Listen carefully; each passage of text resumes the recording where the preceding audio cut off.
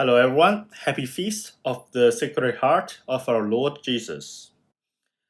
In today's video, I would like to talk about this document.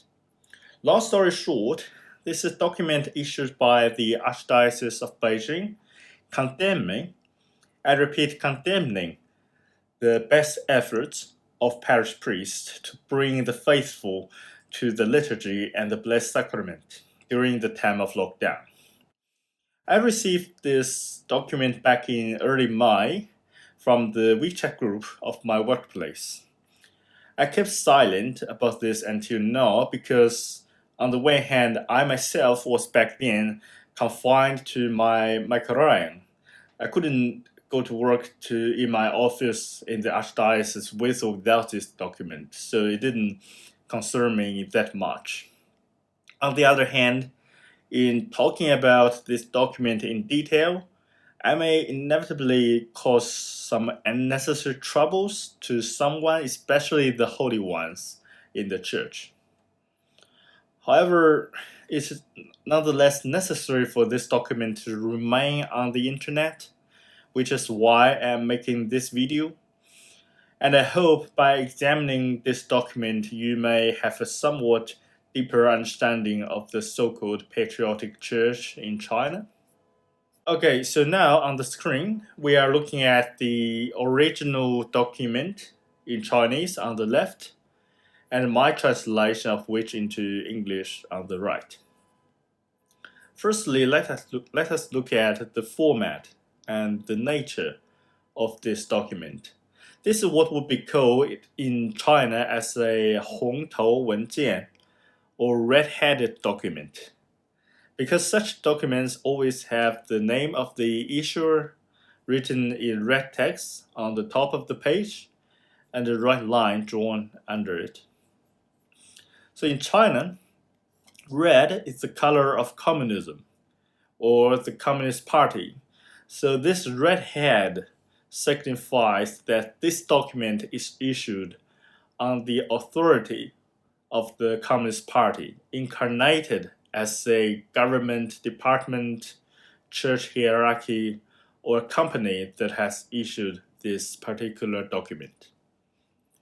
And in this case, the issuer written on top are the Archdiocese, Patriotic Association, and the Bishop Conference of Beijing, or 北京市天主教疫区两会. So 北京市 means the municipality of Beijing. 天主教 here means Catholic or Catholicism. 疫区两会 means, well, 疫区 means one diocese, the Archdiocese of Beijing. 两会 means two associations, namely the Patriotic Association or Patriotic Church and the Bishop Conference. And it is concerning, I would say, it is concerning enough for the church, for the Catholic Church, to follow a communist format and style, as in this document. And this is supposed to be a church document, but you can't see any Christian element on the page, but only the red head, as I mentioned, and the red star here in the seal. That's unusual for a church document, but pretty much I would say it's usual for China. And secondly, let us look at the content of this document as I translated. I just draw this larger. Okay, so please now feel free to pause this video now and to read it through, as I won't read through it here.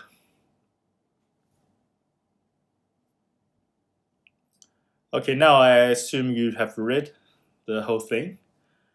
Okay, the judgment is entirely yours to make, but I only want to explain and highlight a few things. Okay, so firstly, May the 1st holiday, mentioned here, is the public holiday in China, celebrating the International Workers' Day of a communist root. In Catholic calendar, and this is the feast of St. Joseph the Worker. And St. Joseph is the patron saint of China. So though I don't know how Chinese Catholic would normally celebrate this feast, yet presumably numerous faithful would like to go to church on that day because it is a feast day on the one hand and a public holiday on the other. So when people, didn't need to go to work. Secondly, I would like to draw your attention to the two terms, harmony and stability, or 和谐稳定, in the original document. As political concepts, these terms were coined or at least emphasized before Beijing Olympic Games back in 2008. Because that Olympics received massive objections from multiple international and domestic human rights, ethnic and religious groups.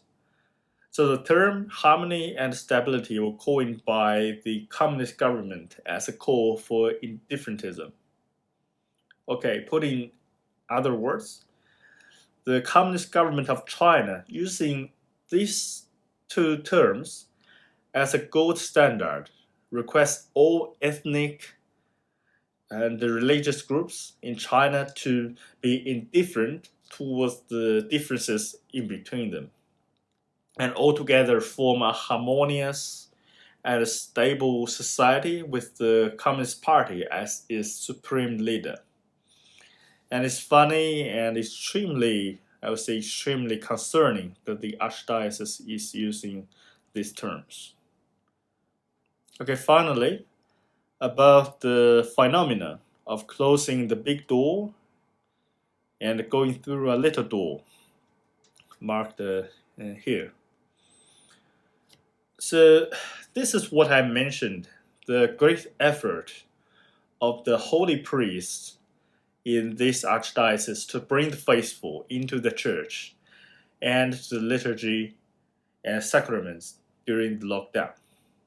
It means that although the parish is officially closed, that is, closing the big door, the parish priest nonetheless allows or invites some faithfuls to go into the church to attend Mass and to receive sacraments in relative secrecy, sometimes in a small room or chapel in the parish rather than the main church building, kind of high up there.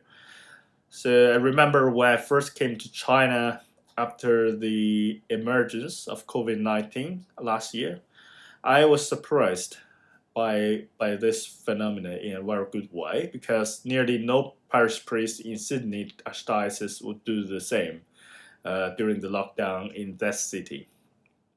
And I know this is what I would do if I was a rector. However, the Archdiocese and the Patriotic Church could have just said nothing about this phenomenon, but they did, and they called it out and condemned this particularly, I would say, brave and holy priest in their own archdiocese in a communist-styled document. So in this video, I don't want to point fingers to any individuals in particular, but if you are watching this video and you are a Catholic, may I ask you to please in these days spend some time to do penance for the sinners in our Holy Mother Church. I know you may not be a sinner yourself. You probably have nothing to do with this document in particular or any of the bad things going on in the church. But it doesn't mean you can't, out of charity, to do penance on behalf of those unrepentant sinners. Okay. So thank you for watching this video, and you have a good one. Bye.